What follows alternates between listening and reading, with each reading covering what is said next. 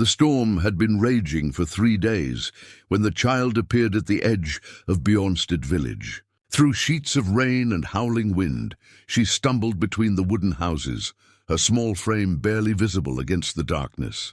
The villagers had retreated behind barred doors, waiting for Thor's anger to pass, but ERIK IRONHAND stood watching from his doorway. The grizzled warrior had survived countless battles, yet the sight of this lost child stirred something deeper than any sword wound. She couldn't be more than 8 winters old, her torn dress clinging to her trembling body, dark hair plastered against pale cheeks. As she collapsed near his threshold, ERIK stepped into the storm. Kneeling in the mud beside her, he whispered words that would change both their lives forever. "I need a daughter, and you need a father." But what ancient secret was this child carrying that would shake the very foundations of Viking tradition? Before we jump back in, tell us where you're tuning in from, and if this story touches you, make sure you're subscribed, because tomorrow I've saved something extra special for you. The warmth hit her first. Then the smell of burning pine and something cooking, a thick stew that made her empty stomach clench with desperate hunger. The child's eyes fluttered open to find herself wrapped in rough wool blankets, lying on a simple bed of straw and furs. Above her, wooden beams stretched across a low ceiling, and firelight danced across carved walls. "Easy now, little one." The voice was deep but gentle, roughened by years of shouting battle commands, but softened by something she couldn't name. "You're safe." She turned her head to see the man from the storm, tall and broad-shouldered, with iron-grey hair braided with small bones and silver rings. His beard was streaked with white, and his face bore the kind of scars that spoke of many battles survived. But his eyes, pale blue like winter ice, held no threat. "What is your name, child?" She opened her mouth, but only a whisper emerged. "Astrid! Astrid!" He repeated it like he was tasting honey. "I am ERIK. This is my home, and for now it is yours as well." Her small hand moved instinctively to her throat, fingers finding the familiar weight of the silver pendant. Still there, still safe. The raven carved into its surface seemed to pulse with warmth against her palm. ERIK noticed the gesture, but said nothing. Instead, he ladled stew into a wooden bowl and set it beside her bed, along with a cup of warm milk. "Eat slowly. Your body needs time to remember nourishment." As Astrid struggled to sit up, ERIK moved to the far wall, where weapons hung in careful arrangement. His hand reached for a massive battle axe, its blade dark with age and use. The handle was worn smooth by decades of gripping, and runes were carved deep into the metal. But as his fingers touched the weapon, he hesitated. The axe had a name, Sorrow's End, and it had not been lifted from its hooks in 5 years. "Are you a warrior?" Astrid's whisper broke his reverie.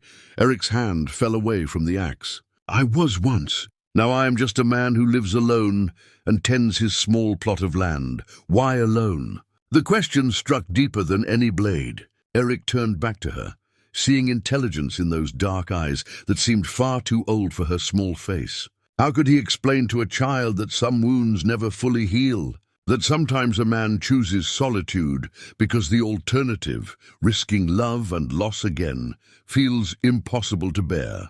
"Because," he said carefully, "I forgot how to be anything else." Astrid sipped the warm milk, studying his face with an intensity that made ERIK uncomfortable. She was reading him, this strange child, seeing things he kept hidden even from himself. "My mama said being alone makes people sick inside," she whispered, "like a wound that won't close." ERIK knelt beside her bed, bringing himself to her eye level. "What happened to your mama, little raven?" And the endearment, for that's what the pendant suggested with its carved bird. Astrid's eyes filled with tears. But she didn't sob or wail as most children would. Instead, she set down her cup with trembling hands and spoke in that same haunting whisper.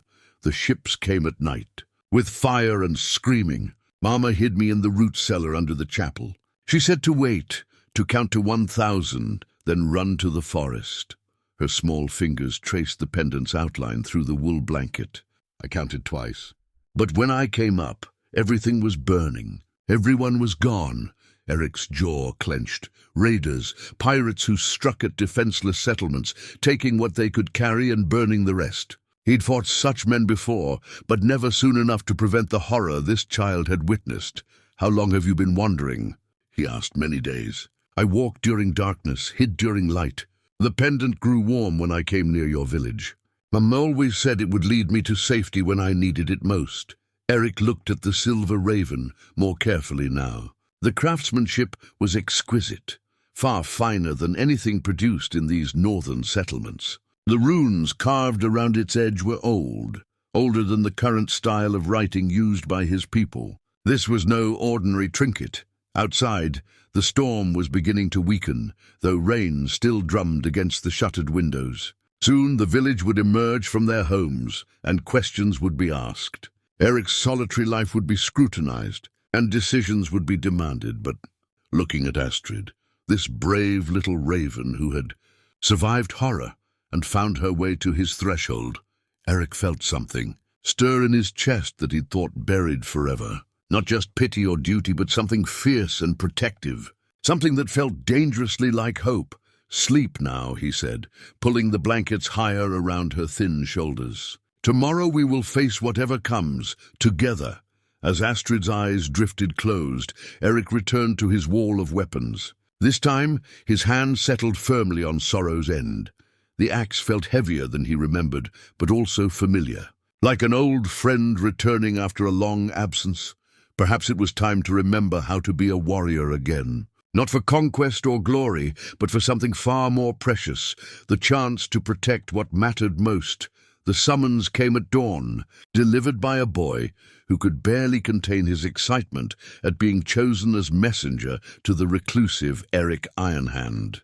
"Jarl Magnus requires your presence at the Judgment Stone," the boy announced, puffing out his chest. "You are to bring the foundling child." Erik looked down at Astrid, who had pressed herself against his leg at the mention of being taken somewhere. Her small hand gripped his tunic with surprising strength. "Tell the Jarl we will come when the sun reaches its peak," Erik replied. The boy scampered off, already composing the story he would tell his friends about visiting the legendary warrior's dwelling. The Judgment Stone stood at the heart of Bjornstead. A massive piece of granite worn smooth by countless hands and weathered by generations of deliberation. It had been pulled from the earth by the village founders and served as both seat and symbol of justice. Jarl Magnus sat upon it now, his considerable bulk making the ancient stone appear almost ordinary. Magnus was a practical man who had led Bjornstead for 20 years through careful diplomacy and shrewd trade agreements. He possessed the politician's gift of reading people quickly and accurately. As Erik approached with Astrid walking silently beside him, Magnus studied them both with calculating eyes. "ERIK Ironhand," Magnus began, his voice carrying across the gathered crowd. 5 years you have lived among us, speaking to few, contributing little beyond your small tribute of grain. Now you appear with a child who belongs to no family, carries no documentation of birth or kinship. Explain." The crowd pressed closer. Erik recognized most faces. Thorvald the merchant with his calculating expression, Ingrid the wise woman whose keen eyes missed nothing, and dozens of others who had known him only as the broken warrior who kept to himself. "She was lost in the storm," Erik said simply. "I offered shelter. And where did this lost child come from?" Magnus leaned forward. "Children do not simply appear from nowhere, even in storms sent by the gods." Astrid stepped forward before Erik could respond. Her voice, still barely above a whisper, somehow carried clearly in the morning air. "My village burned. Everyone died except me. I walked until I found safety." A murmur rippled through the crowd. Ingrid moved closer, her healer's instincts engaged. "Child, what was the name of your village?"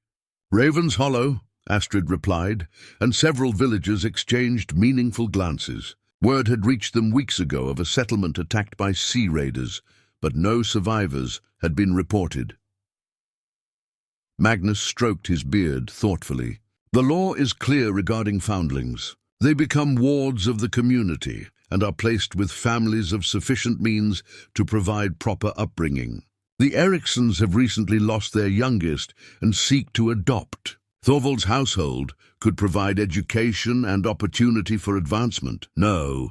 The word escaped Erik's lips before he could consider its implications. No? Magnus raised an eyebrow. You challenge the law, ERIK Ironhand? The crowd fell silent. Challenging the Jarl's interpretation of law was serious business, potentially punishable by exile or worse. But Erik felt Astrid's small hand slip into his, and the fierce protectiveness that had stirred the night before now blazed into full life. I challenge nothing, Erik said carefully. I request consideration under the law of sanctuary. This child sought shelter under my roof during mortal peril. By ancient custom, I have the right to claim guardianship if I can provide. Adequate care. Thorvald stepped forward, his merchant's robes rustling. Adequate care. ERIK Ironhand, you live alone in a crumbling house, grow barely enough grain to feed yourself, and speak to no one for weeks at a time. What can you offer a child that a proper family cannot? Erik looked down at Astrid, who was watching the proceedings with those unnervingly intelligent eyes. What could he offer her? He had no wealth, few friends, and a reputation as a man touched by melancholy. His house was small, his prospects limited, but he remembered the way she had gripped his hand in the darkness, how she had whispered her story without breaking down, how she had asked why he lived alone, and somehow seen straight through to the wound he carried. I can offer her understanding, Erik said finally. We have both lost everything. We have both survived when we should not have. Perhaps that is foundation enough to build something new. Ingrid stepped forward, her voice carrying the authority of her position as village healer and keeper of ancient wisdom. There is precedent, she announced. The law allows for a trial period, 1 full moon cycle. If the child thrives and the guardian proves capable, permanent adoption may be granted. Magnus considered this, glancing between Erik's determined face and Astrid's small form. The child had not spoken again, but she had not released Erik's hand either. There was something in their connection that even the pragmatic Jarl could recognize. Very well, Magnus decided. 1 moon cycle. But understand, ERIK Ironhand, the child's welfare is paramount. Any sign of neglect or inability to provide proper care, and she will be removed from your custody immediately. As the crowd began to disperse, Thorvald approached Erik with a calculating smile. Enjoy your month, old warrior. But remember, some children require more than good intentions. They need opportunity, education, proper connections. Things only a successful household can provide. Erik said nothing, but his grip on Astrid's hand tightened slightly. The merchant's words carried an implied threat, and Erik suspected the coming month would test more than just his ability to care for one lost child. Walking home through the village streets, Astrid finally spoke again. Will you send me away when the moon changes? Erik stopped and knelt before her, bringing his weathered face level with hers. Little raven, I have made you a promise. I intend to keep it, no matter what challenges arise. Astrid studied his face for a long moment, then nodded solemnly. Mama always said promises were sacred things. They should not be made lightly or broken easily. Your mama was wise, Erik agreed. Come, let us go home and begin learning how to be a family. The first wooden horse emerged from Erik's knife on the 3rd day. He carved it by the fire, while Astrid watched with fascination, her dark eyes following each careful stroke of the blade against the pale birch wood. She sat cross-legged on the floor, wrapped in one of his old cloaks that pooled around her like a tent. Why a horse? She asked, her voice growing stronger each day, but still carrying that whisper-soft quality that made Erik lean closer to hear her words. Because horses are loyal, Erik replied, pausing to examine his work. They carry burdens without complaint, find their way home even in darkness, and protect those they love. He held up the small carving, no longer than his palm. Much like ravens, I suppose. Astrid smiled, the first real smile he had seen from her. It transformed her entire face, chasing away the haunted shadows that usually lingered there. May I hold it? Erik placed the wooden horse in her small hands. She traced its carved mane with one finger, marveling at the detail he had managed to coax from the simple piece of wood. "It's beautiful, but why make it for me?" The question caught ERIK off guard. Why had he started carving? The truth was, watching Astrid sit so still and quiet for hours at a time disturbed him. Children should play, should laugh, should fill a house with noise and movement. This unnatural stillness spoke of trauma that ran deeper than physical wounds. "Everyone needs something that belongs only to them," he said finally.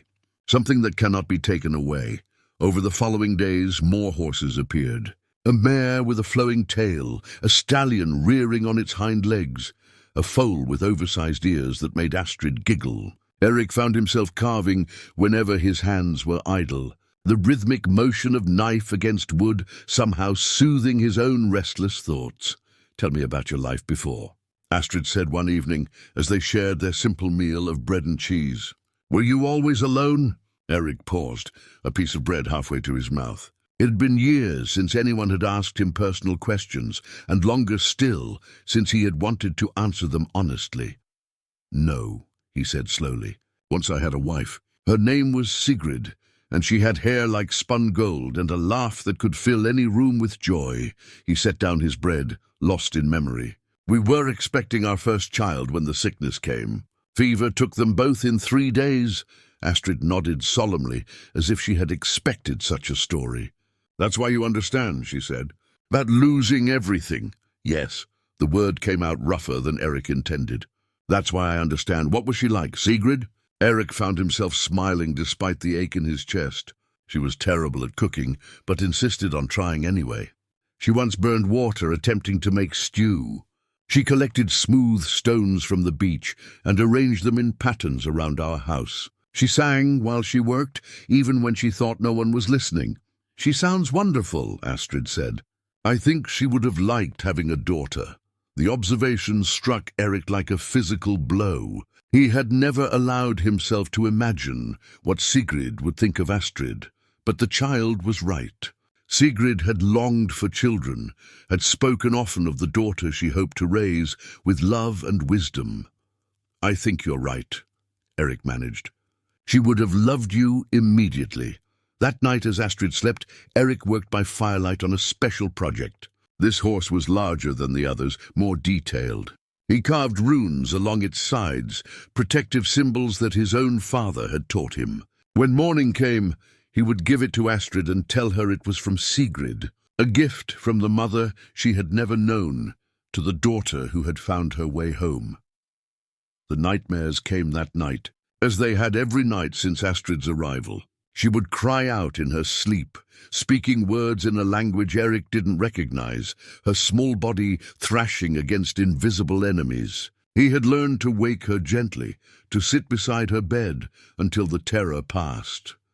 But tonight was different. As ERIK knelt beside her bed, speaking soft reassurances, Astrid's eyes snapped open with unusual clarity. "The burning ships," she whispered. "I remember now. They weren't raiders, ERIK. They were looking for something. Someone called out about the raven, about the pendant. They came because of me." ERIK felt his blood chill. If raiders had attacked Astrid's village specifically to capture her, if they had killed everyone else in their search, then she was still in danger. And by extension, so was anyone who chose to protect her. "Tell me everything you remember," ERIK said gently. "No matter how frightening. We need to understand what we're facing." Astrid clutched the wooden horse he had just finished, drawing strength from its solid reality. There was a man with yellow hair and scars on his face. He spoke to Mama in the common tongue, demanded she give up the child who carries the old knowledge. Mama said there was no such child, but he didn't believe her. "The pendant," ERIK said, understanding beginning to dawn. "They want your pendant. Mama said it belonged to her grandmother and her grandmother's grandmother before that. She said it held secrets that some people would kill for." Astrid's grip on the wooden horse tightened. "I think those people found us." ERIK studied the silver raven that never left Astrid's throat. In the firelight, the carved runes seemed to shift and dance, holding mysteries he was only beginning to comprehend. Whatever secrets the pendant contained, they had already cost dozens of lives. The question now was, whether he was strong enough to protect one small girl against enemies who would burn entire villages to claim what she carried. Looking at Astrid's trusting face, ERIK knew he would die before letting harm come to her. But for the first time since taking her in, he wondered if his protection would be enough. Ingrid arrived at ERIK's door 3 days later, carrying her leather satchel of herbs and mysterious implements. The wise woman's visits were never casual. She came when summoned by illness or when her instincts told her something required investigation. "The child has nightmares," she stated without preamble, settling onto the stool ERIK offered. The entire village hears her cries. ERIK glanced toward the corner where Astrid sat with her collection of wooden horses, arranging them in careful patterns. She had grown quieter since remembering the truth about her village's destruction, and the nightmares had indeed grown worse. "She's been through terrible things," ERIK said. "Time will heal her, perhaps." Ingrid's sharp eyes studied Astrid with professional interest. "But some wounds require more than time. Show me the pendant, child." Astrid looked to ERIK, who nodded encouragingly. Slowly, she lifted the silver raven from beneath her dress, holding it carefully in her small palms. Ingrid leaned forward, her weathered hands hovering over the pendant without quite touching it. "Extraordinary," she murmured. "The runes are far older than anything in our current writing system. This piece predates our settlement by centuries. You can read them?" ERIK asked. "Some of them." Ingrid reached into her satchel and withdrew a piece of charcoal and parchment. "These symbols here speak of guidance and protection. But this section," she pointed to a series of intricate marks around the raven's wing. "This is a map," Astrid's eyes widened. "A map to where?" "The Whispering Stones," Ingrid said, her voice dropping to an awed whisper. "The ancient sacred site that our people abandoned generations ago. It said that those who find the stones can glimpse possible futures, but the knowledge comes at a great price." ERIK felt unease settling in his stomach like cold porridge. "Why would someone make a map to a forbidden place?"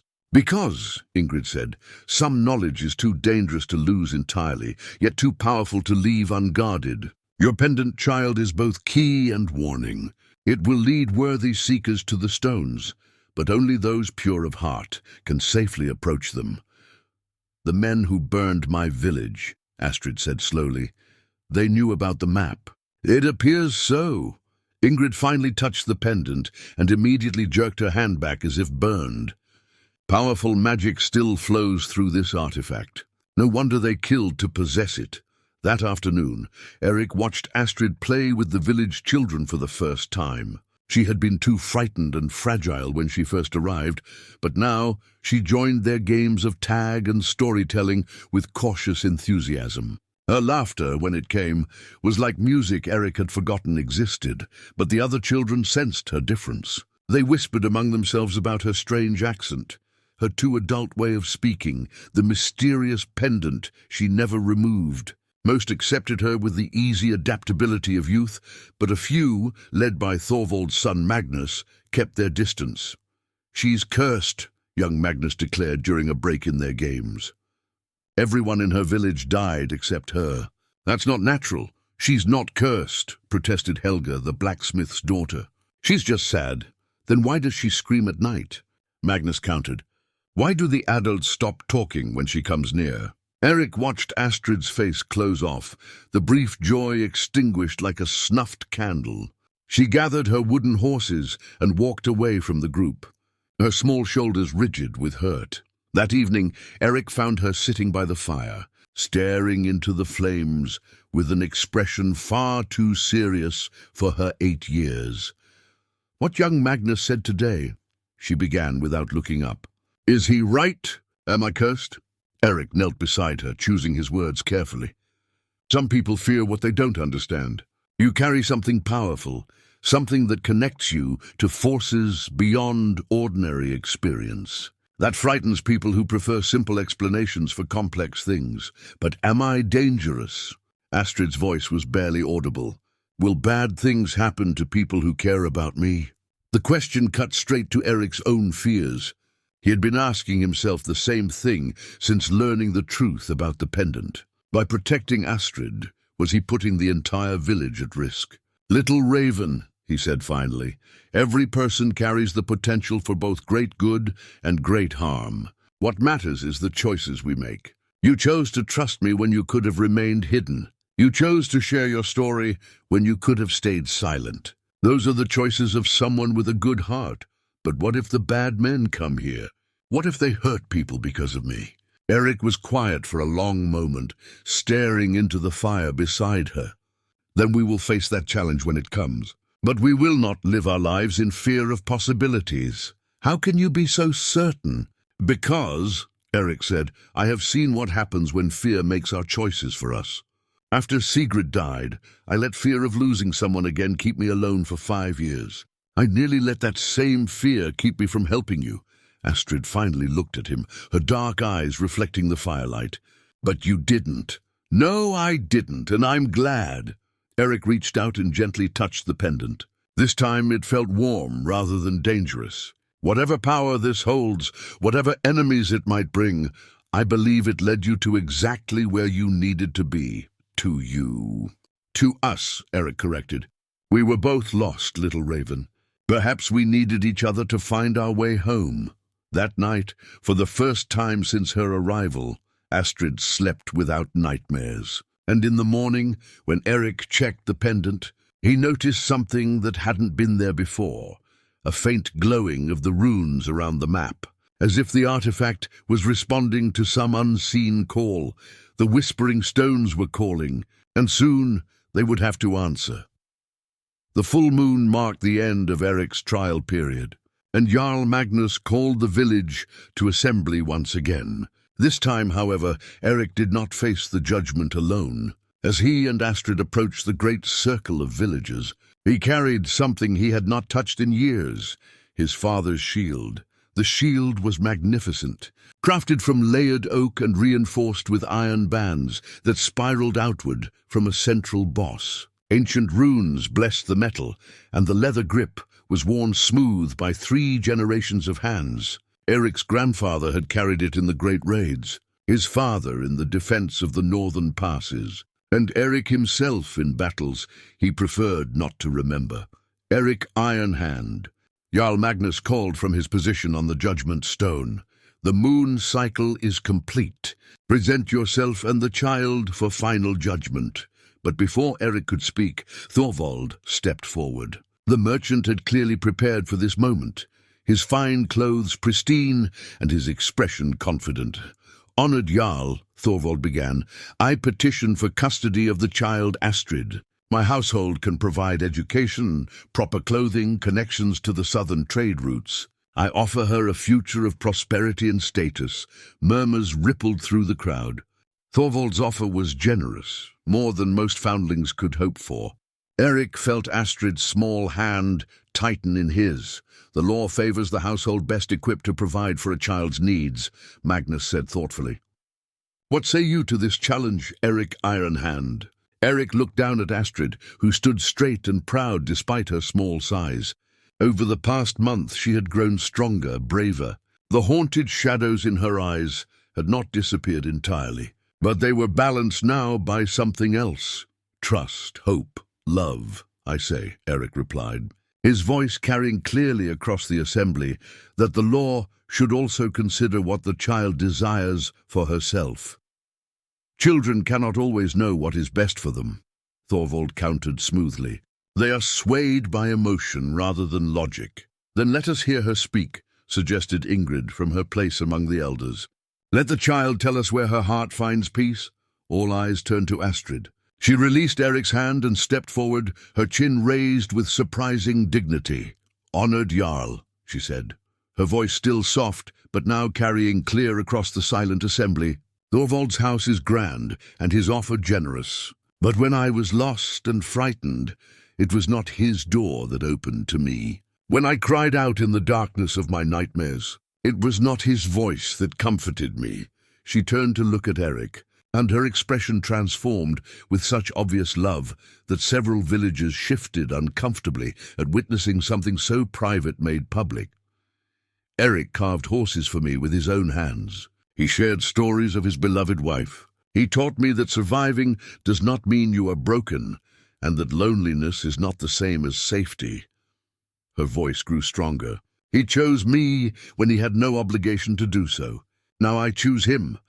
Pretty words, Thorvald said, though his confidence was clearly shaken. But what of the child's future? What opportunities can a failed warrior provide? The insult hung in the air like a blade waiting to fall. ERIK felt the familiar rage building in his chest, the berserker fury that had made him feared in battle. But then he felt Astrid's hand slip back into his, anchoring him to the present moment. "I offer her something your wealth cannot purchase," ERIK said calmly. "I offer her a father who will die before allowing harm to reach her." To emphasize his words, ERIK raised his father's shield high above his head. The ancient oak gleamed in the sunlight, and the iron bands seemed to sing with their own inner music. "By the old laws and the older bonds," ERIK declared, "I claim this child as my own daughter. I pledge my life as surety for her safety, my honor as guarantee of her upbringing, my sword as shield against any who would harm her." The formal adoption ritual had not been spoken in the village for decades, but the elders recognized its power. This was more than mere guardianship. This was ERIK claiming full responsibility for Astrid's life and future. Jarl Magnus stood slowly, his expression grave. The old words carry weight that cannot be easily dismissed, but they also carry obligation. "Are you prepared for what such a pledge demands, ERIK Ironhand?" "I am." "Then, by my authority as Jarl, and with the witness of this assembly, I declare Astrid to be legally and forever the daughter of ERIK Ironhand. May the gods bless this bond and strengthen it against all trials." The crowd erupted in cheers and applause. Astrid threw her arms around ERIK's waist, and he felt something inside his chest, something that had been frozen since Sigrid's death, finally begin to thaw. But as the celebration continued around them, ERIK noticed Thorvald's expression. The merchant's disappointment had transformed into something harder, more calculating. This was not over. That evening, as ERIK hung his father's shield in its place of honor above their hearth, Astrid asked quietly, "What did you mean when you said you would die before letting harm reach me?" ERIK knelt before her, his hands on her small shoulders. "I meant that you are my daughter now, in every way that matters. And there is nothing I would not do to protect my family, even if it means fighting." ERIK glanced at the shield, then at the battle axe that still hung unused on the wall. "Even then, little raven, even then." Outside, storm clouds were gathering on the horizon, and ERIK wondered if they brought merely weather or something far more dangerous. The strangers arrived on a grey morning when mist hung low over the fjord like the breath of sleeping giants. 3 men in travel-stained cloaks, leading horses that bore the dust of many miles. They made camp at the village edge and asked casual questions about recent arrivals, lost children, anything unusual that might have occurred during the winter months. ERIK learned of their presence from Helga, the blacksmith's daughter, who burst into his workshop where he was teaching Astrid to repair fishing nets. "Papa ERIK," she gasped, using the title that had become natural among the village children. "There are strange men asking about Astrid." ERIK's hand stilled on the net. "What kind of questions?" "They asked my father if any children had come to the village alone. They described a girl with dark hair carrying something silver." Helga's eyes were wide with worry. "Father told them nothing, but they're asking everyone." Astrid had gone very pale, her fingers instinctively moving to the pendant beneath her dress. "It's them," she whispered. "They found me."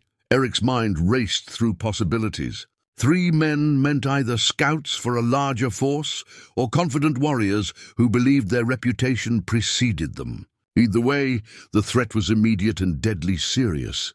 "Helga, run to your father and tell him to gather the council quietly. No alarm bells, nothing to draw attention. Can you do that?" The girl nodded and sprinted away. ERIK turned to Astrid, whose small face had taken on the too calm expression she wore when fighting terror.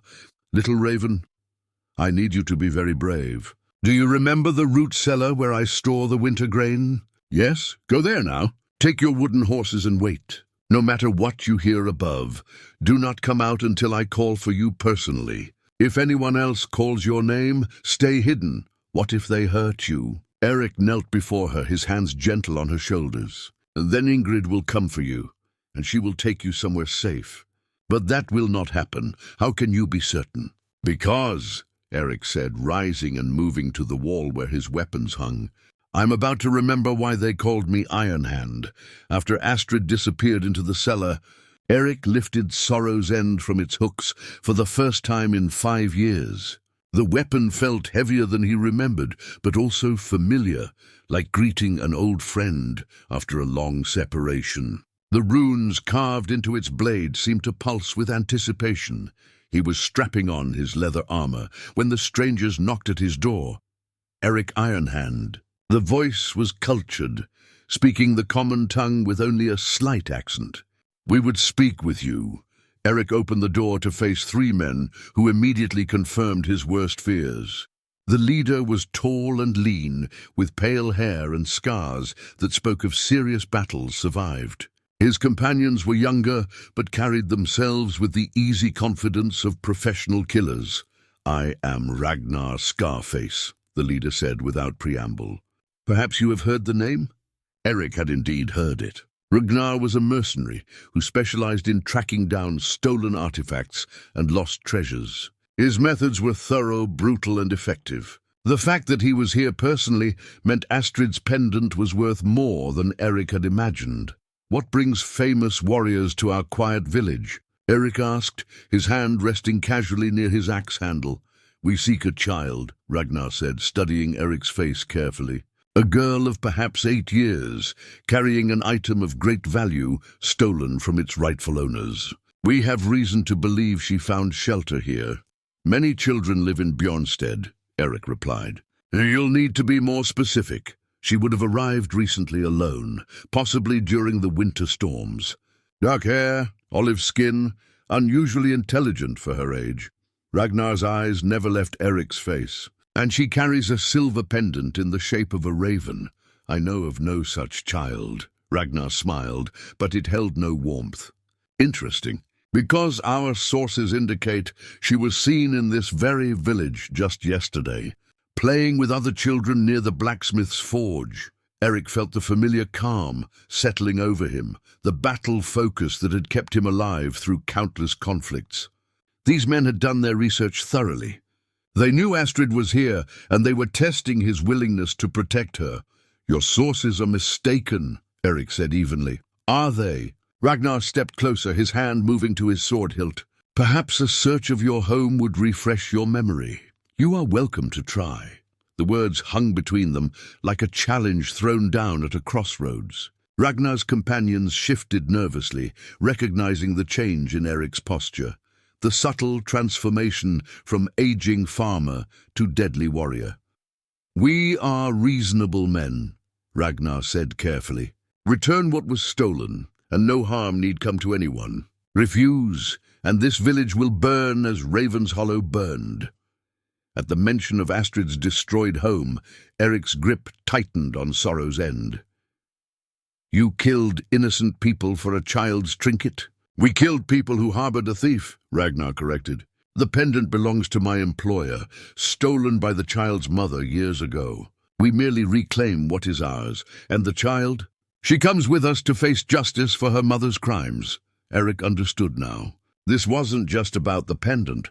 It was about eliminating anyone who knew its secrets. Astrid would not survive long in these men's custody. "I'm afraid I cannot help you," ERIK said, his voice carrying the quiet certainty of a man who had made his final decision. Ragnar sighed as if disappointed. "Then you have chosen death, old man. We'll find the child after we burn this place down around your ears." "You may try," ERIK replied, and his smile was nothing like Ragnar's. It was the smile of a wolf showing its teeth. "But first, let me show you why they called me Ironhand." The axe sang as it cleared its sheath, and Ragnar barely got his sword up in time to block the first strike. The sound of metal on metal rang across the village, like a bell tolling the beginning of war. Behind his house, safely hidden in the root cellar, Astrid clutched her wooden horses and prayed to every god she knew that her father would survive what was coming. The journey to the Whispering Stones began at dawn, 3 days after ERIK had driven off Ragnar and his men. The mercenaries had retreated, but ERIK knew they would return with reinforcements. The pendant's pull had grown stronger each night, its runes glowing with increasing intensity until even Astrid could see the soft blue light emanating from beneath her dress. The stones are calling. Ingrid had confirmed when ERIK brought his concerns to her. The pendant has been waiting for the right moment, the right guardian, to reveal its full purpose. Now ERIK and Astrid travelled the ancient path that wound through dense pine forests and across wind-swept ridges. ERIK carried Sorrow's End strapped to his back, along with provisions for 3 days. Astrid walked beside him with the easy stride of a child accustomed to long distances, her wooden horses tucked safely in a small leather pouch. "Tell me about the Whispering Stones," Astrid said, as they crested a hill overlooking a vast valley shrouded in morning mist. "They are older than our people, older than memory itself," ERIK replied. "Legend says they were placed by the first gods as windows between worlds, past, present, and future. Those who approach with pure intent may glimpse truths hidden from ordinary sight, and those who approach with evil intent are driven mad by visions of their own making." The path descended into the valley, following a stream that sang over smooth stones worn by countless seasons of water flow. Ancient carved markers appeared along the way, weathered symbols that seemed to shift and change when viewed directly. As they walked deeper into the sacred valley, Astrid began to feel changes in the pendant. What had been warm against her chest now felt almost alive, pulsing in rhythm with her heartbeat. The runes carved into its surface were fully visible now, glowing with soft blue fire. "Papa ERIK," she said, using the name that had become natural over the past weeks. "I can hear something, like voices very far away." ERIK listened carefully, but heard only wind through pine boughs and the distant cry of hunting hawks. Yet he trusted Astrid's perceptions. The pendant had clearly awakened abilities in her beyond normal human senses. What do the voices say? They're not speaking words exactly, more like feelings, sadness and hope mixed together, and something about a choice that must be made. The Whispering Stones appeared suddenly as they rounded a bend in the path. 7 granite monoliths arranged in a perfect circle, each twice the height of a man and covered in intricate carvings that seemed to move in the shifting light. At the center of the circle sat a smaller stone shaped like an altar, and upon it rested something that made ERIK's breath catch in his throat. A crown of silver and crystal, delicate as spider silk, but radiating power that made the air itself seem thicker. The oracle's crown, mentioned in legends but believed lost for centuries. "It's beautiful," Astrid whispered, stepping forward as if drawn by invisible threads. "Careful, little raven. Such artifacts are not meant for casual handling." But even as ERIK spoke, he realized the crown was responding to Astrid's presence. The crystals embedded in its silver framework began to glow with the same blue light as her pendant, and the Whispering Stones themselves seemed to hum with harmonious resonance.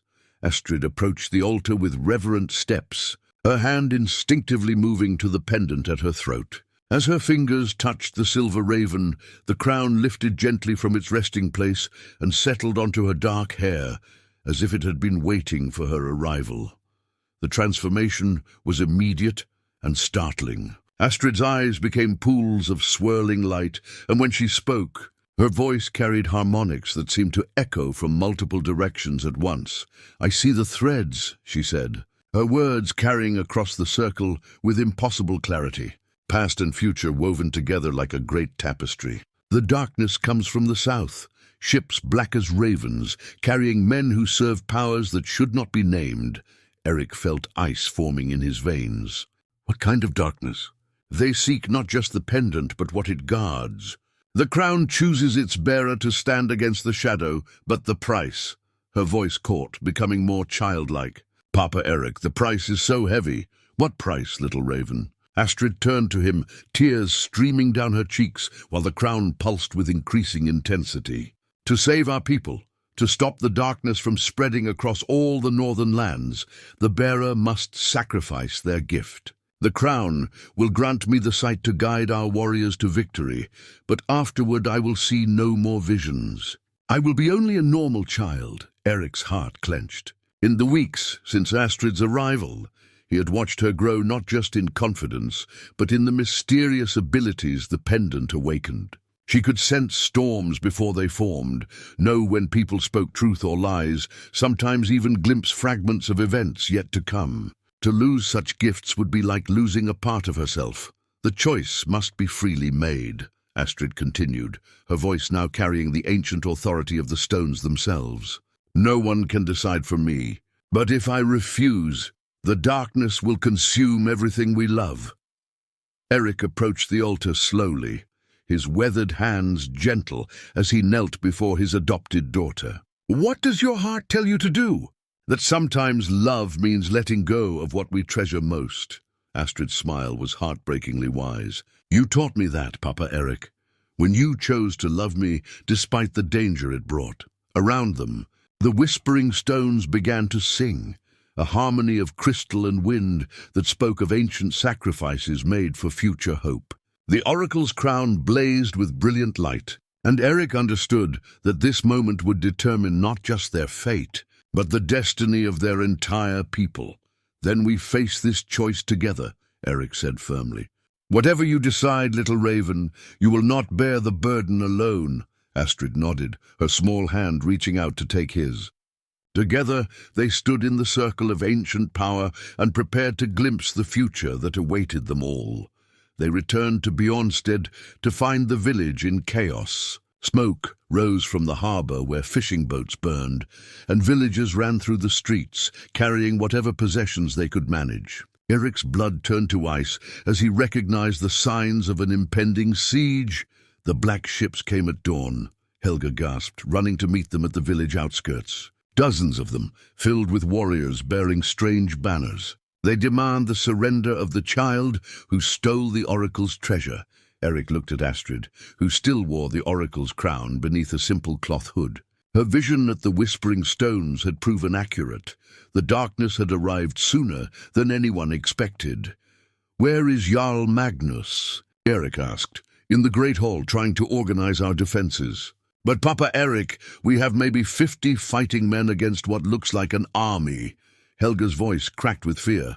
What can we do? Erik studied the horizon where black sails dotted the fjord like a plague of ravens. Too many ships, too many warriors for a frontal assault to succeed. But Astrid's visions had shown him something else, a way to turn the enemy's strength against them. Tell the Jarl I'm coming, Erik said. And bring me the war horn of summoning from the temple. Helga's eyes widened. The ancient horn? But no one has blown it in 50 years. Then it's time to wake it up. The war horn sat in the temple like a sleeping dragon, carved from the tusk of some massive sea beast and bound with silver rings inscribed with protective runes. Legend claimed it could call warriors from across vast distances, summoning aid from allies who had sworn ancient oaths of mutual defense. As Erik lifted the horn, he felt its weight. Not just physical, but the accumulated power of generations who had blown it in their darkest hours. The silver rings warmed under his touch, and the carved runes began to glow with the same blue light as Astrid's pendant. Will it work? Astrid asked, touching the horn's surface reverently. Your crown showed us the threads of fate, Erik replied. The horn will call those threads together. In the Great Hall, Jarl Magnus presided over a war council that bordered on panic. Village elders argued over whether to surrender Astrid or attempt a hopeless defense. Thorvald advocated for negotiation, while the blacksmith demanded they arm every man and woman capable of holding a weapon. The enemy numbers in the hundreds, Magnus said as Erik entered. They have trained warriors, siege equipment, and ship-mounted catapults. Our walls won't hold against such force. Then we don't fight from behind walls, Erik replied, setting the war horn on the council table. The artifact's presence immediately changed the room's atmosphere. Ancient power made manifest in carved bone and silver. You propose to meet them in open battle? Thorvald scoffed. That's suicide. I propose to give them exactly what they want, ERIK said, his eyes finding Astrid across the room. And use their greed to destroy them. ERIK explained his plan with the calm precision of a veteran tactician. The enemy had come for Astrid and the crown, believing them to be artifacts of power they could simply claim through violence. They didn't understand that the true strength lay not in possession, but in willing sacrifice. The crown grants its bearer the ability to see the flow of battle before it happens, ERIK continued. Astrid will guide our forces to victory, but only if we trust in tactics that seem impossible. And if this plan fails? Magnus asked. Then we die protecting what matters most, ERIK replied simply. But we will not surrender a child to save ourselves. The decision was unanimous. They would fight. That evening, as enemy campfires dotted the shoreline like fallen stars, ERIK climbed to the temple's highest tower.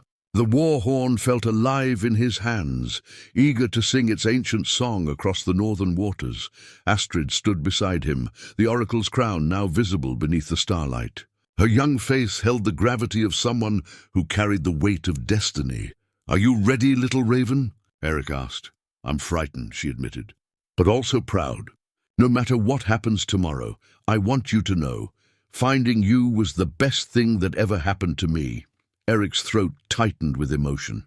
"You saved me too, Astrid. I had forgotten how to hope until you reminded me." Together, they lifted the war horn to ERIK's lips. The first note rang out across the fjord, like thunder-given voice, echoing off the mountains and carrying across the dark waters with supernatural force. The silver rings blazed with blue fire, and the horn's call grew stronger with each breath. Across the northern seas, the horn's summons reached vessels flying friendly banners. Old alliances stirred, ancient debts prepared for payment. Warriors who had sworn oaths to answer such calls began turning their ships toward Bjornstead. But the enemy had heard the horn as well, and Ragnar Scarface smiled as he recognized its meaning. Let the farmers call for help. His army would crush any relief force that dared approach. He did not yet understand that he faced not just desperate villagers, but a child who could see the threads of fate, and a warrior who had learned that love was the strongest armor of all. The horn's final note faded into silence, leaving behind only the promise of battle and the hope that courage might triumph over overwhelming odds. Dawn would bring the test of everything they held dear. The attack came with the sunrise, black ships disgorging hundreds of warriors onto the rocky shore. Ragnar Scarface led the assault personally, his scarred face twisted with anticipation as his forces formed disciplined ranks on the beach. ERIK stood atop the village walls, Sorrow's End gleaming in the morning light, watching the enemy advance with the calm focus of a veteran commander. Beside him, Astrid wore the oracle's crown openly now, its crystals blazing as visions of the battle flowed through her consciousness. "They will strike the eastern gate first," she said, her voice carrying the otherworldly authority the crown granted. "Ragnar believes it's our weakest point." "And is it?" ERIK asked. "It will be when we want it to be." Astrid's smile held wisdom beyond her years. But first the reinforcements. As if summoned by her words, war horns sounded from the fjord. Allied ships appeared around the headland, vessels flying the banners of neighboring settlements who had heard the war horn's call and honored ancient pacts of mutual defense. Ragnar's confidence faltered as he watched friendly forces land behind his army, trapping his warriors between the village walls and fresh enemies. But his hesitation lasted only moments before his tactical mind adapted to the new situation. "Form defensive squares," he bellowed to his captains. "We'll crush the village first, then deal with their reinforcements." The first assault struck the eastern gate like a thunderbolt. Enemy warriors wielding massive hammers and axes pounded against the wooden barriers, while archers provided covering fire. The gate shuddered under the assault, and ERIK heard the timbers beginning to crack. "Now," Astrid said softly, her eyes reflecting the crown's blue radiance. "They've committed their strongest fighters to the breach." ERIK raised his horn and blew the signal they had arranged. Instantly, the defenders abandoned the eastern gate, allowing it to collapse inward. Ragnar's warriors poured through the opening with triumphant roars, rushing into what they believed was a broken defense. Instead, they found themselves in a carefully prepared killing ground. The village's narrow streets had been blocked with overturned carts and furniture, creating a maze that channeled the attackers into predetermined paths. At each turn, defenders waited with spears and crossbows, striking from concealed positions before melting away to the next ambush point. But the crown's true gift revealed itself as the battle intensified. Astrid could see the flow of combat before it happened, where enemies would strike, which defenses would fail, how each tactical decision would ripple outward through the chaos of battle. "The blacksmith's forge," she called to ERIK. "Send 10 men there now. The enemy will break through in 3 minutes." ERIK trusted her completely, dispatching warriors to positions that seemed unnecessary until enemy forces appeared exactly where Astrid had predicted. Again and again, her guidance allowed them to be in the right place at the right moment. The tide truly turned when something extraordinary happened. As Astrid reached out to direct another defensive maneuver, a blade appeared in her small hand, not summoned from any earthly armory, but manifested from the crown's power itself. The shield maiden's blade was slender and elegant, perfectly balanced for her size, with runes along its edge that pulsed in harmony with the crown's crystals. "I can fight too," she said, her voice carrying new strength. "The crown shows me how." ERIK started to protest. She was still just a child, but the look in her eyes stopped him. This was not childhood bravado, but the calm certainty of someone who had accepted their destiny completely. Together, father and daughter descended into the village streets. ERIK's axe carved through enemy ranks with devastating efficiency, while Astrid's blade moved like quicksilver, striking with precision that defied her small stature. The crown granted her not just foresight, but enhanced reflexes, allowing her to anticipate and counter every attack. The combination proved unstoppable. Where ERIK's raw power broke enemy formations, Astrid's supernatural guidance found their weak points. The village defenders rallied behind this unlikely pair, drawing strength from their courage. Ragnar himself finally entered the battle, cutting through the melee to face ERIK directly. The mercenary was skilled and experienced, his scarred face testament to many battles survived. But he had never fought a man whose daughter could see 3 moves ahead. "Behind you," Astrid called, and ERIK spun to block a strike that hadn't yet been thrown. "Left shoulder," she added. And ERIK's counterattack found exactly the gap in Ragnar's armor she had foreseen. The fight was brutal, but brief. Ragnar's skill meant nothing against opponents who knew his intentions before he did. ERIK's final blow sent the mercenary sprawling in the village dust, sorrow's end at his throat. "Yield," ERIK commanded. "Your army is broken." Around them, the surviving attackers were indeed surrendering as the combined forces of Bjornstead and its allies overwhelmed them completely. The battle was won, but ERIK could see exhaustion beginning to claim Astrid. The crown's power came at a cost, draining her strength with each use. "It's done, little raven," he said gently, helping her sheathe the mystical blade. "You can rest now." But Astrid shook her head weakly. "Not yet, Papa ERIK. The real test comes next. Using the crown to save everyone will require the sacrifice we discussed." "Are you ready to let me go?" ERIK's heart clenched as he realized what she meant. The victory was hollow if it cost him his daughter's extraordinary gifts. The very thing that made her special would be lost forever. The crown blazed brighter, awaiting her final decision. ERIK carried Astrid through the battlefield, her small body growing heavier with each step as the oracle's crown drained her remaining strength. The victory celebrations around them felt distant and hollow. What good was triumph if it cost him his daughter's life? "The temple," Astrid whispered, her voice barely audible above the sounds of wounded men and burning ships. "We need the healing crystal." Erik's blood ran cold.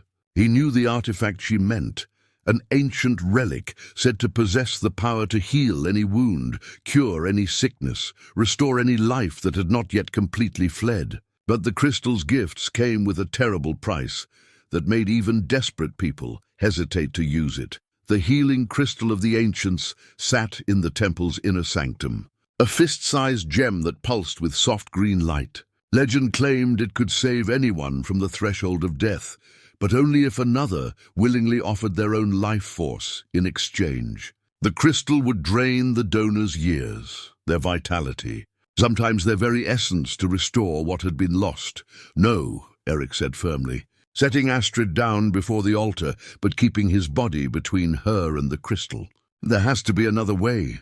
"Papa Erik," Astrid's voice carried the weight of certainty born from prophetic sight. "I saw this moment at the Whispering Stones. The crown's power will consume me completely unless the crystal restores what I've given." "But the price?" "I'll pay it gladly," Erik interrupted. "Take my years, my strength, whatever it requires." "That's not how it works." Tears streamed down Astrid's pale cheeks.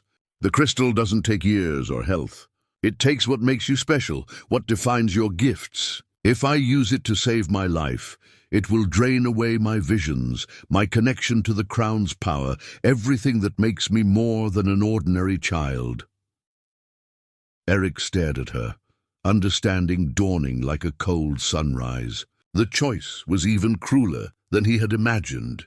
Astrid could live, but only by surrendering the extraordinary abilities that had made her the key to their victory. She would survive, but the magical child who could see the future would be gone forever. "And if you don't use it, I die within the hour." Her matter-of-fact tone broke his heart. "The crown's power was never meant for someone so young. I pushed beyond my limits to save our people." Erik knelt beside the altar, his weathered hands shaking as he reached for the crystal. The moment his fingers touched its surface, images flooded his mind, visions of possible futures spreading out like branches on an enormous tree. He saw Astrid growing up as a normal child, playing with wooden horses, learning to weave and cook, eventually marrying and having children of her own. He saw her laughing without the weight of otherworldly knowledge, sleeping peacefully without prophetic dreams, living a simple life free from the burden of supernatural gifts. He also saw the path where she refused the crystal's aid, a future that ended in this temple with a small grave, and a father's lifetime of regret. "The choice must be yours," Erik said, though the words felt like swallowing glass. "But whatever you decide, know that I love you, with visions or without them, with magic or without it. You are my daughter, and that will never change." Astrid struggled to sit up, her small hands reaching for the crystal with trembling fingers. "Will you still want me if I'm just ordinary?" "Little raven," Erik said, his voice thick with emotion, "you could never be ordinary. The bravery that made you face Ragnar, the kindness that made you trust a lonely old warrior, the love that made you sacrifice everything for people who barely knew you, none of that comes from magic. That comes from who you are inside. But I won't be special anymore. You'll be alive. And to me, that's the most special thing in all the 9 realms." Astrid nodded slowly, her decision made. She pressed both palms against the healing crystal, and immediately green light blazed through the temple. Erik watched in agonizing fascination as the oracle's crown lifted from her head, its crystals dimming as the artifact's connection to her severed forever.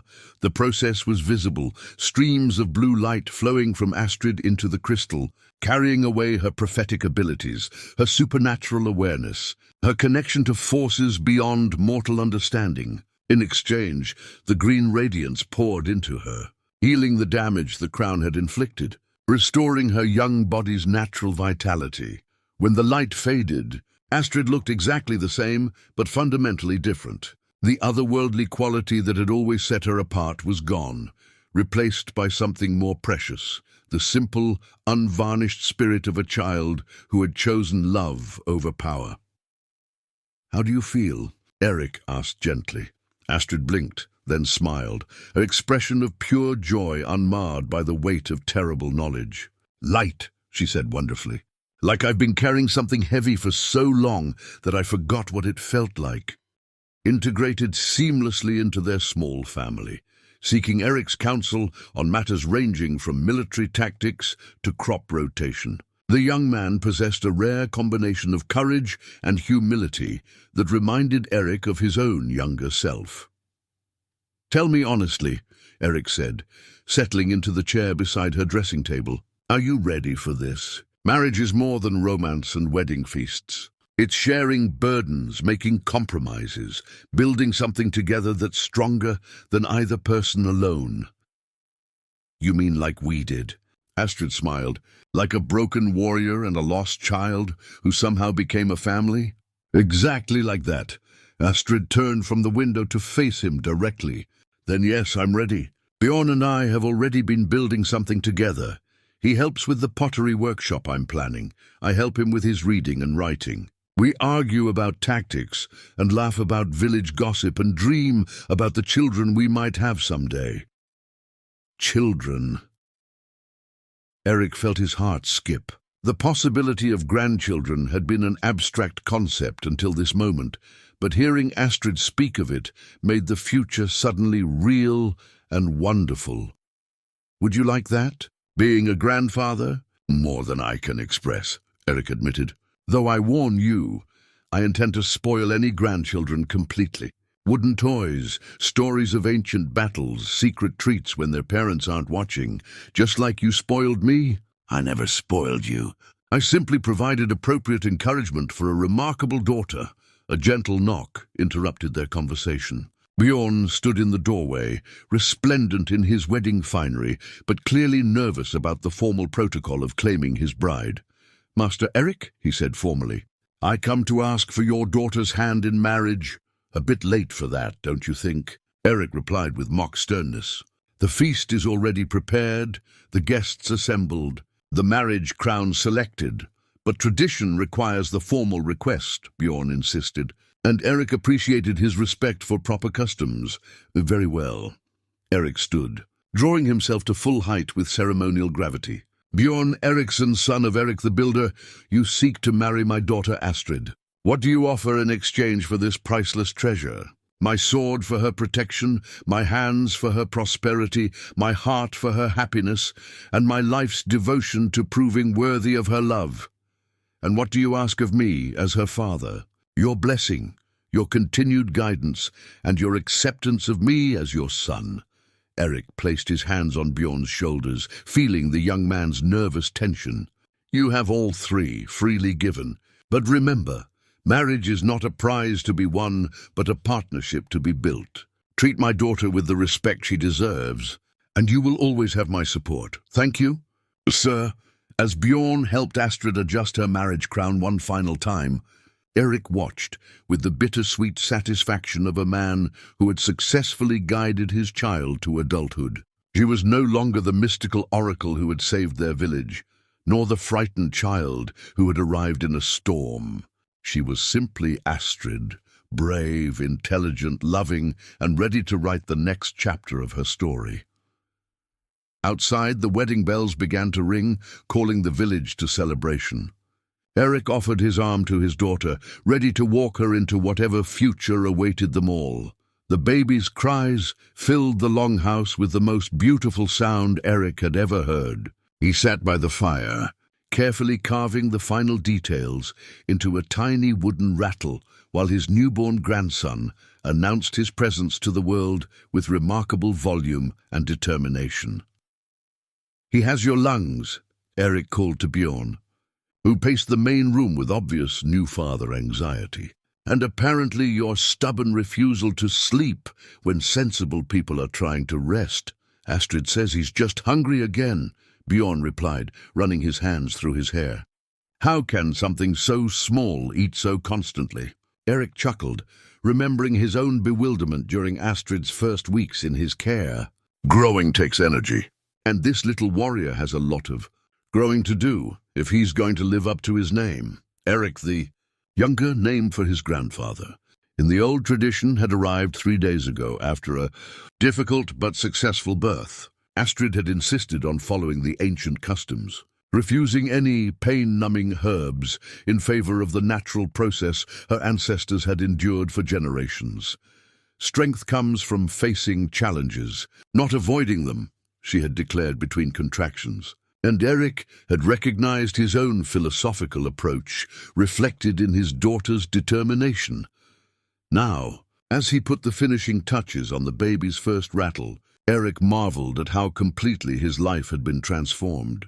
The carved toy was simple but beautiful, smooth birchwood shaped like a small horse, with dried beans sealed inside to create gentle sounds when shaken. Every curve had been polished to silk smoothness, every edge carefully rounded to protect tiny fingers. "Let me see him," ERIK said. Setting aside his carving tools, Bjorn carefully placed the sleeping infant in ERIK's experienced arms. ERIK the younger was tiny, but perfectly formed, with wisps of dark hair that suggested he had inherited his mother's coloring rather than his father's fair complexion. His small fist gripped ERIK's finger with surprising strength. "He's magnificent," ERIK whispered, studying the baby's peaceful face. "Look at that determined expression, even in sleep." "This one will be a leader. Astrid says he already rules the household," Bjorn observed with tired affection. "She's convinced he deliberately waits until we're about to eat before demanding attention." Intelligent strategy. Never let your your parents, maintain their strength. ERIK gently placed the wooden rattle beside the baby, who immediately grasped it with both hands. "There you go, little warrior. Your first weapon." The past year of preparation for grandparenthood had been a revelation for ERIK. He had worried that his advanced age, 73 years now, would make him too frail to be useful with a baby. Instead, he had discovered that experience and patience were far more valuable than youthful energy. While Bjorn fretted over every sound the baby made, ERIK remained calm. While Astrid exhausted herself trying to anticipate every need, ERIK knew when to simply hold the infant and let nature take its course. The wisdom that came with age, he realized, was perhaps his greatest gift to the new generation. "How are you feeling about all this?" ERIK asked Bjorn as they settled into chairs beside the fire. "Terrified," Bjorn admitted honestly. "I know how to swing a sword, plant crops, repair fishing nets. But babies, they don't come with instructions, and the consequences of mistakes seem so enormous." "You're overthinking," ERIK said gently. "Babies need 3 things above all others: food, warmth, and love. Everything else can be learned as you go." "You make it sound simple." "It is simple. Not easy, but simple." ERIK shifted the baby to his shoulder, recognizing the signs of impending fussiness. "The complexity comes from trying to protect them from every possible danger, instead of teaching them to face challenges with confidence." Astrid emerged from the sleeping chamber, moving carefully, but with obvious relief to be up and about. Motherhood had added a new dimension to her beauty, a softness that balanced her natural strength, a contentment that spoke of purpose fulfilled. "How are my 3 generations of Iron Hand men?" she asked, settling beside ERIK to check on the baby. "Learning from each other," ERIK replied. "This little one is teaching us both that love multiplies rather than divides. I was worried that becoming a grandfather might somehow diminish what you and I share, but instead it feels like our family is growing stronger." "Because it is," Astrid said simply. "Love isn't a finite resource that gets used up. The more you give, the more you have." Baby ERIK chose that moment to demonstrate his impressive lung capacity, and the 3 adults sprang into coordinated action. Bjorn checked his diaper. Astrid prepared for feeding, and ERIK provided soothing sounds and gentle motion. The choreography of new parenthood, already becoming natural through repetition, is going to be spoiled completely, Bjorn observed, as ERIK calmed the baby with practiced ease. "Absolutely," ERIK agreed without shame. "That's what grandfathers are for. You two can handle the discipline and practical education. I'm here to provide unconditional love, secret treats, and stories of ancient adventures. Just like you did with me," Astrid said warmly. "Exactly like I did with you." And look how well that turned out. As the fire settled into comfortable embers, 3 generations of family found their rhythm. The baby dozed against Erik's chest. Bjorn and Astrid planned the next day's tasks, and the wooden rattle waited patiently for small hands to grow strong enough to make it sing. Erik the younger had been in the world for only 3 days, but already he had accomplished something remarkable. He had made his grandfather understand that the best adventures were just beginning. The black ships appeared on the horizon just as little Erik took his first steps. The timing felt like a cruel jest of the gods, the moment of pure joy when the 15-month-old boy tottered across the room into his grandfather's waiting arms was shattered by the sound of warning horns from the harbor watch. Erik scooped up his grandson and moved to the window, his experienced eyes immediately recognizing the sleek lines and dark sails that marked raiders rather than traders. But these were not ordinary pirates seeking easy plunder. The precision of their formation and the way they held position just beyond arrow range spoke of military discipline and specific purpose. "Bjorn," Erik called sharply. "Take the baby to the root cellar, now." His son-in-law appeared instantly, battle instincts honed by years of training with Erik. One look at the ships was enough. Bjorn swept little Erik from his grandfather's arms and disappeared toward the hidden shelter beneath their house. Astrid emerged from the kitchen, wiping her hands on her apron, but her expression grew grim as she saw the fleet arrayed against them. How many ships? 12. Maybe 200 warriors. Erik was already moving toward his weapons, muscle memory overriding his 74 years. "Someone wants something from us very badly." The pendant's secrets. More likely revenge for what happened to Ragnar. Erik strapped Sorrow's end to his back, feeling the familiar weight settle into place. His employers were never caught. Perhaps they've finally come to collect their due. A single ship detached itself from the fleet, approaching under a white banner of parley. Erik recognized the tactic: appear civilized while demonstrating overwhelming force, offering one last chance for surrender before unleashing destruction. The delegation that came ashore was led by a man Erik had never seen, but whose reputation preceded him like a cold wind. Kol the Cursed carried a sword that seemed to drink light from the air around it, the blade so dark it appeared to be carved from crystallized shadow. The weapon was said to steal the souls of those it killed, trapping them in eternal service to its wielder. "ERIK IRONHAND," Kol called as he approached the village center where the hastily assembled defenders waited. "You killed my brother Ragnar and cost me a fortune in lost artifacts. I've come to balance the scales. Your brother was a murderer who slaughtered innocents," Erik replied calmly. "His death was justice, not murder." "Justice!" Kol laughed, the sound like breaking glass. "Justice is what the strong impose upon the weak. And today I am stronger." Erik studied the cursed sword, feeling unnatural cold radiating from its dark blade. This was no ordinary weapon, but an artifact of genuine malevolent power. Stories claimed that Kol had made a pact with entities from the Shadow Realms, trading pieces of his humanity for supernatural strength. "What do you want?" Erik asked. The child who stole the oracle's crown. The pendant she carried contained maps to other sacred sites, other artifacts of power. "I want those locations." "The child you seek no longer possesses any magical knowledge," Erik said truthfully.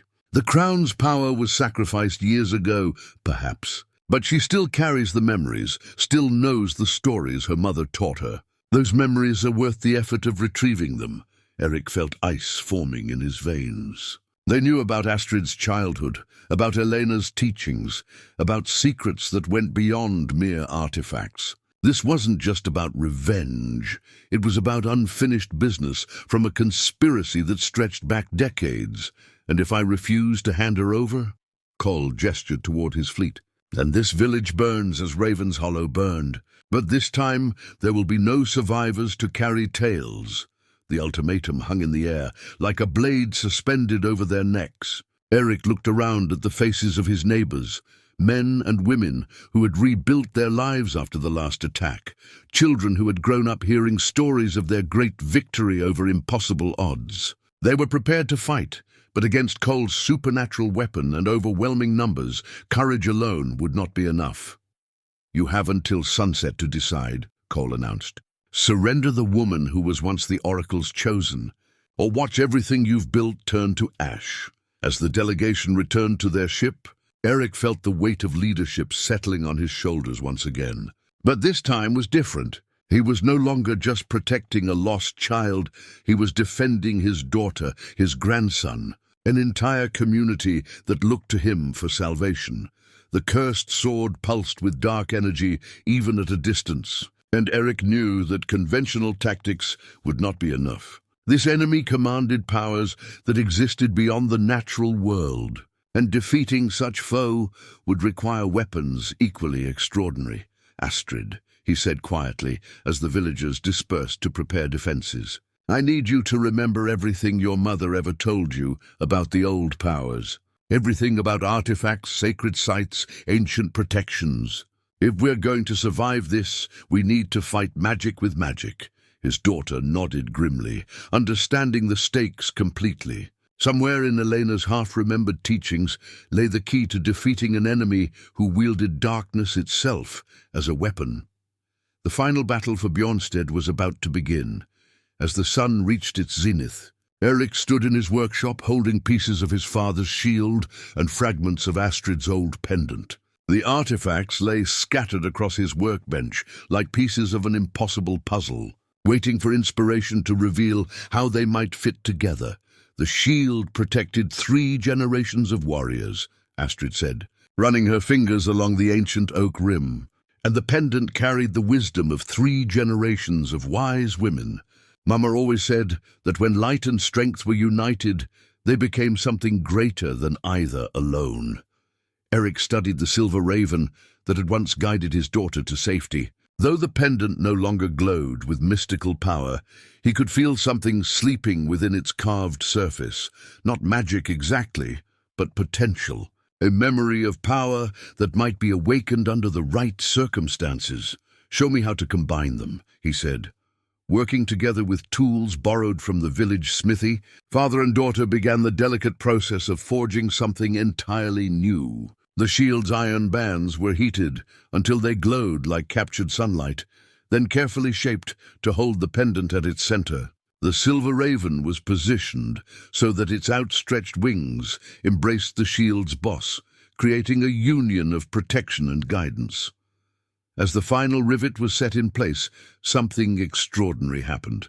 The Unity shield blazed with soft light, not the otherworldly blue of the Oracle's crown, but something warmer and more familiar.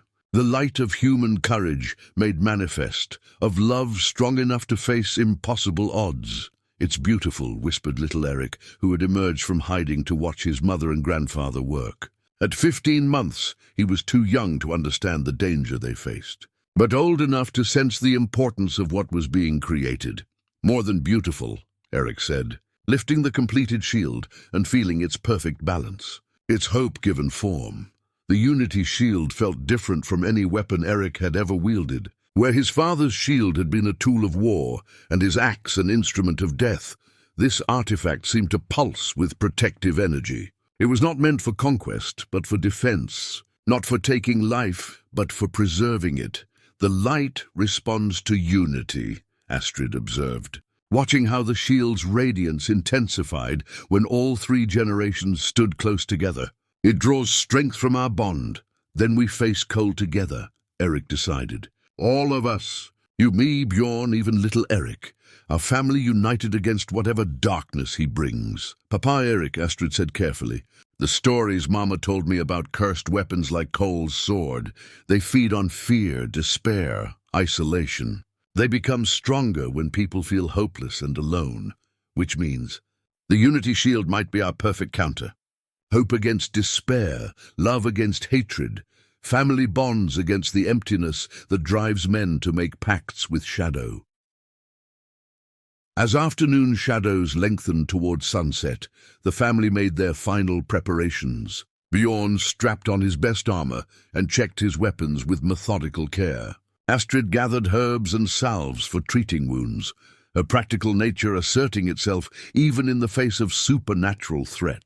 Little ERIK played with his wooden horses, blissfully unaware that this might be their last peaceful moment. ERIK stood before the window watching Cole's ships maintain their patient vigil. The cursed warrior had not moved from his position on the lead vessel, the dark sword across his knees like a sleeping serpent. Occasionally, ERIK caught glimpses of unnatural shadow flickering around the weapon, and he wondered what price Cole had paid for such power. "Grandfather," little ERIK called, tugging at ERIK's leg with chubby fingers. "Story?" "Not now, little warrior. Grandfather has important work to do." "Story now?" The boy insisted with the absolute certainty that only toddlers could muster. ERIK looked down at his grandson's expectant face and felt something shift in his chest. Here was innocence demanding its due, unaware of armies or cursed swords or impossible odds. Here was the future they were fighting to protect, embodied in bright eyes and stubborn determination. "All right," ERIK said, scooping up the boy and settling into his chair. "But just a short one. Tell him about the lonely warrior and the lost child." Astrid suggested softly. ERIK began the story they all knew by heart, how a broken man and a frightened girl had found each other in a storm and built something beautiful from the ruins of their separate sorrows. As he spoke, little ERIK listened with rapt attention, and the unity shield resting against the wall seemed to glow more brightly. "And they lived happily ever after?" the boy asked when the tale was finished. "They lived bravely ever after," ERIK corrected gently, "which is better than happy, because brave people make their own happiness no matter what challenges they face." The sun touched the horizon, painting the sky in shades of gold and crimson. Cole's deadline had arrived, and it was time to discover whether courage and love could triumph over darkness and despair. ERIK lifted the unity shield, feeling its warmth spread up his arm and into his heart. Whatever came next, they would face it together. 3 generations bound by choice rather than blood, by love rather than obligation. The final battle was about to begin. The battle erupted at twilight with a sound like thunder splitting the earth. Cole's cursed sword met the unity shield in a clash that sent shockwaves rippling across the harbor, turning the water itself into sheets of crystalline light where the opposing energies collided. ERIK felt the impact run through his entire body, but the shield held firm. More than held, it blazed with protective radiance that seemed to burn away the unnatural shadows clinging to Cole's weapon. For the first time in years, the cursed warrior's expression showed genuine surprise. "Impossible!" Cole snarled, pressing his attack with renewed fury. "No mortal artifact can stand against the void blade." "This is no ordinary artifact," ERIK replied, deflecting another strike that would have split a normal shield like kindling. "It's forged from love, tempered by sacrifice, and blessed by the bonds between generations." Around them the battle raged with desperate intensity. Cole's raiders had indeed proven to be more than ordinary warriors. Some moved with inhuman speed. Others seemed to absorb weapon strikes without effect, and a few wielded dark magic that turned their very touch into poison. But Bjornsted's defenders fought with something their enemies could not match: the fierce determination of people protecting their homes and families. Every man and woman who raised a weapon did so, knowing that defeat meant not just death, but the destruction of everything they had built together. Astrid moved through the battlefield like a dancer, her practical knowledge of anatomy and combat technique serving her well as she treated wounded defenders and occasionally struck down enemies who threatened the injured. She no longer possessed mystical foresight, but her natural intelligence and years of watching ERIK train warriors had taught her how to read the flow of battle. Little ERIK remained safely hidden in the root cellar, but his presence could be felt in the way his parents and grandfather fought with renewed strength whenever they thought of him. The wooden rattle ERIK had carved rested in the boy's tiny hands, a tangible reminder of the love that drove their desperate defense. The turning point came when Cole, frustrated by his inability to overcome the Unity Shield's protection, attempted to channel more power through his cursed weapon. The void blade erupted with shadows so dense they seemed to devour light itself. But as the darkness touched the shield's radiance, something unexpected happened. Instead of being consumed, the light grew stronger. The Unity Shield's glow intensified until it became a beacon visible across the entire fjord, and ERIK understood with sudden clarity what was occurring. The shield was not just deflecting the cursed sword's power, it was transforming it, converting hatred into hope, despair into determination. "You cannot win," ERIK called to Cole as their weapons locked again. "Your power feeds on emptiness, but we are full of purpose. You draw strength from isolation, but we are united by love. Love is weakness," Cole spat, pouring more dark energy into his blade. "Love is what makes us willing to die for something greater than ourselves," ERIK countered. "And that makes us stronger than any curse." The final exchange came suddenly.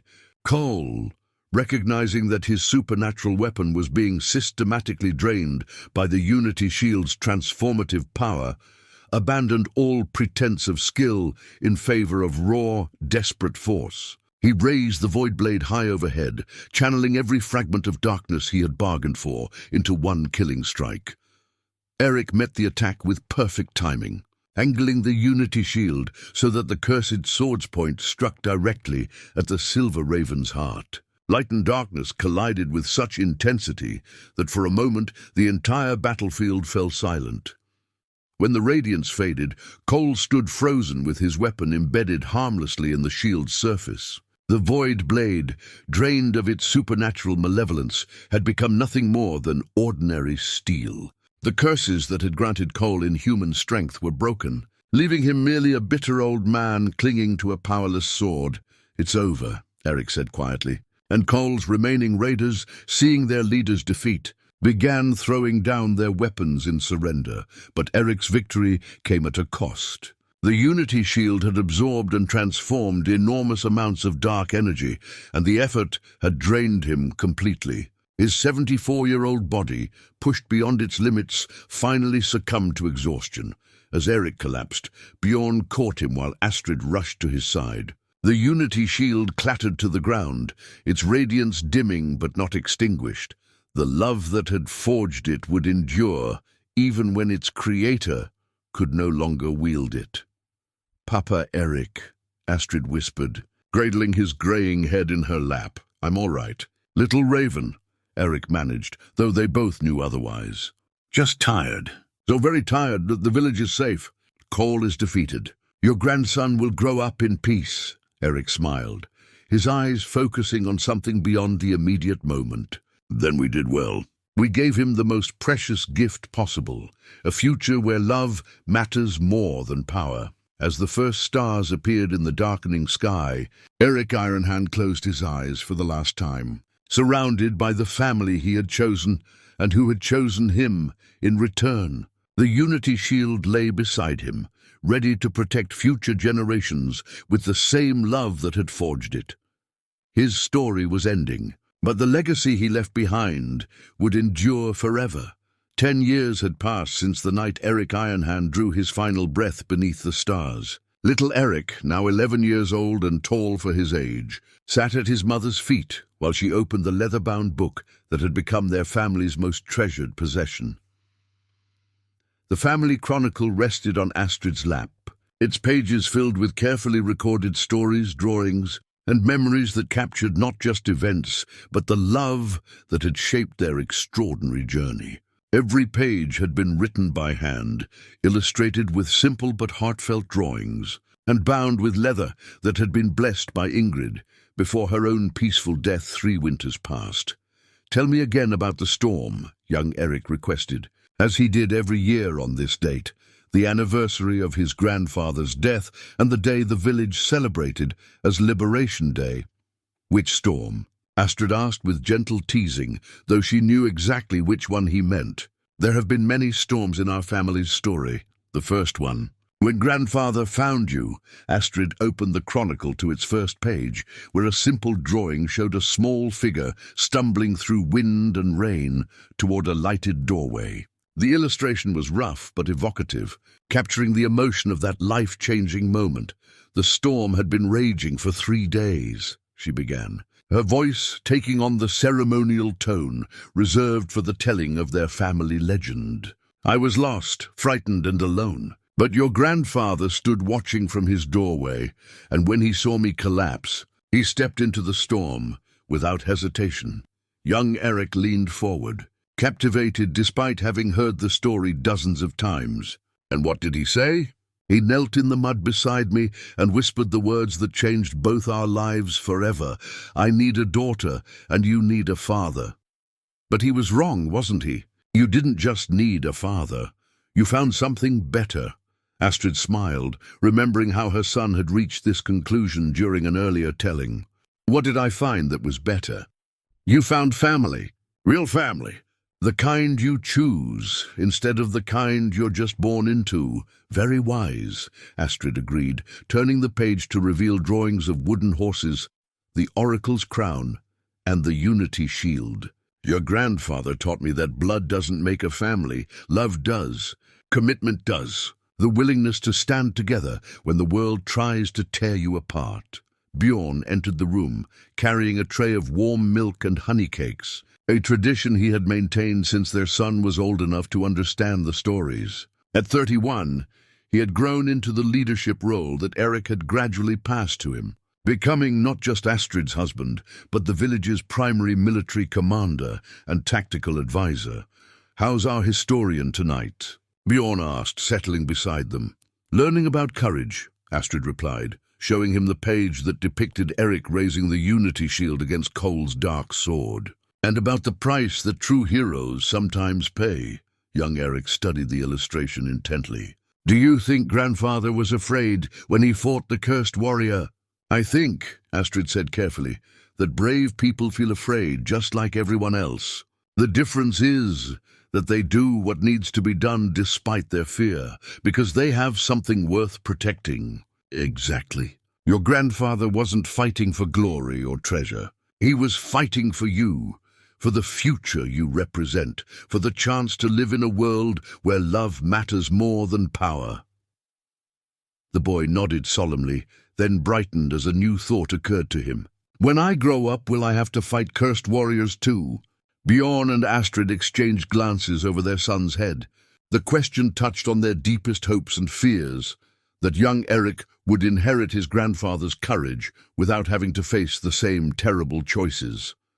I hope not, Astrid said honestly. Your grandfather and I fought so that you could live in peace, but if challenges come, you'll face them the same way he did, with family beside you and love in your heart. And with the unity shield, the shield belongs to our family forever, Bjorn confirmed. But remember, its real power doesn't come from magic. It comes from the bonds between us, the same bonds that give it strength. As the evening grew late, Astrid closed the family chronicle and tucked it away in its place of honor. Tomorrow, young ERIK would return to his studies with the village teacher, learning mathematics and history and all the practical skills needed for adult life. But tonight, he had learned something more valuable, that he was part of a story larger than himself, connected to a legacy of courage and love that would guide him whatever the future might bring. Will you add my story to the book someday? He asked as Astrid tucked him into bed. When you've lived adventures worth recording, she promised. But remember, the best stories aren't about fighting monsters or finding treasure. They're about ordinary people who choose to do extraordinary things for the people they love. Young ERIK nodded sleepily, his wooden rattle now too young for him, but kept as a cherished memento clutched in one hand. Through the window, Bjornstead slept peacefully under the protection of walls that had been rebuilt stronger than before, and defended by people who understood that some things were worth any sacrifice. The story that had begun with a lonely warrior and a lost child would continue through their grandson and beyond, carried forward by the simple truth that love, once given freely, never truly ends.